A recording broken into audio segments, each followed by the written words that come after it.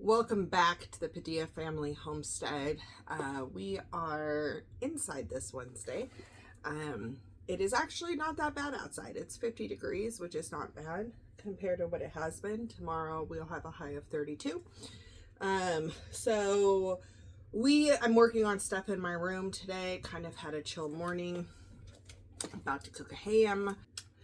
But I wanted to talk about on today's video kind of Advent. It is something you hear a lot. You have the Advent calendars where you pop open chocolates. You have other types of Advent calendars where you can put little trinkets or toys or gifts or whatever in. And I wanted to talk about what we found last year, and I'm going to tag it in the description below. I have a holiday binder that I keep everything in. It's the Padilla Family Christmas Planner. I'm still building this out. I kind of created this last year. But there is a lady's channel who I really like. She did YouTube a lot. She's pulled away from YouTube, but she still shares on Instagram, and she has a blog. And she has an older blog where she pulled together an Advent reading plan. She also actually has a daily I Will Praise Thee a Thanksgiving reading plan. So we went off of Behold an Advent reading plan, and I'll kind of hold that up there. We did add in on day 2 reading Matthew 2, because the whole story is not in Luke. You do have to pull some stuff from Matthew, and we really felt like on day 2 Matthew 2 should have been read there, so we added that in.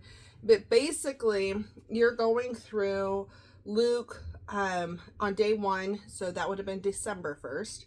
You go through Luke 1, and then it says Matthew 1:18 through 24, John 6:35, and then Isaiah 55. And then on day 2, it has what you're supposed to read. And this is a great thing to do as a whole family. And then it has you on day 25, because on day 24, you're finishing Luke because it's 24 chapters. On day 25, you're rereading Luke 1 through 2, and you're reading some verses in Isaiah. And I think that this is a great way to bring the family together, remember the reason that for the season. And I know Christmas used to be a pagan holiday. It was not a Christian holiday. The Christmas tree is actually something that got pulled over from that. There's all kinds of things around that. What we primarily celebrate Christmas for, though, is Christ's birth. That's when we choose to celebrate it. And so that is our reason for the season. It is receiving the greatest gift, is God sending his son, who is later going to die for us. And more than any other Christmas gift that's out there that we can give, it's not about the lights or the smells or all the things, even though that makes it amazing. It's the heart behind everything. And it's that heart of giving. It is the heart of receiving. It is, and that coincides with God giving his son, us receiving him. It is the family and togetherness time, and really cherishing all these moments, right? And you could do all kinds of things that cost a ton of money, which can be great.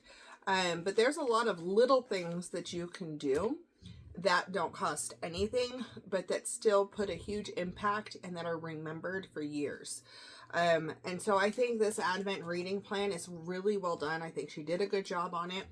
And so I'm going to share her website link to this blog post where you can get this downloadable. And so you can do this as well.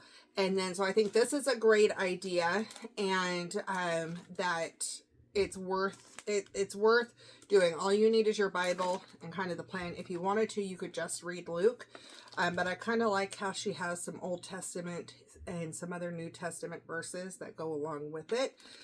So if all you've done is Luke in the past, this may be a fun addition to it. And we kind of took turns reading the verses, the passages, because there's more than one pretty much every day. And so we all just took turns reading them. So the other thing that was kind of fun that we did as kids that could go along with this is in December, we would have the kings, the three wise men, separated from the nativity. And my mom would move them all around the house because the kings were not the first to arrive, the shepherds were.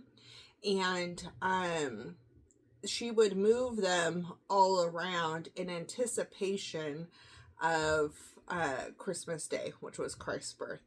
And so that was kind of a fun thing to do as well. So if you're looking for unique little things that could add to your season, but also really incorporate Jesus into the season, and especially if he is your reason for the season, I think doing the Advent reading would be great. There's all different types of Advent calendars out there, not just the chocolate ones, but there are ones that are like puzzles for the nativity scene. There's just all kinds of cool things. So I wanted to share this with you because it is that time. It's a little late sharing it for the Advent reading, but you can catch up and do the last 3 days plus today's if you wanted to start it tonight. But I wanted to make sure you had that resource and get that to you because I think it's kind of fun and we really enjoy it. So I'm going to remind my daughter, we're kind of behind. We need to catch up. So my daughter's still in California.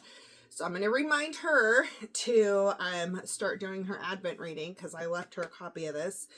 And then we're going to be reading it. And then when she actually comes into town, we'll be able to finish it out together as a family, which will be fun. So that's it. I hope you'd enjoy this. I hope you enjoyed this video. And I would love to know what you do for your Advent. I know there's all different types of things people do. I would love to hear what you do and what some of your traditions are. And stay tuned for some more fun videos. We'll talk to you soon.